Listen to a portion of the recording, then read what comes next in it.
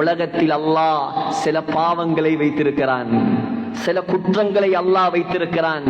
யார் அந்த பாவத்தை செய்து கொண்டு அவர் நெத்தி கருக்க கருக்க தொழுதாலும் அந்த தொழுகை அல்லாஹ் ஏற்றுக்கொள்ள மாட்டான். யார் அந்த பாவத்தை செய்து கொண்டு 30-40 ஹஜ்ஜிகள் செய்திருந்தாலும் அவருடைய ஹஜ்ஜிகளை அல்லாஹ் கபூல் செய்ய மாட்டான். கபூலே இசாபி உண்டாகாது, கபூலே இஜாபி உண்டானாலும் கடமை நிறைவேறினாலும் அமல்களுக்கு கூலி கிடைக்காது, துஆ கபூலாகாது, பரக்கத் உண்டாகாது, அல்லாஹ்வுடைய சாபம் வரும். ஆனால் அந்த பாவத்தை நாம் பாவமாக நினைப்பதே கிடையாது. என்ன பாவம் தெரியுமா?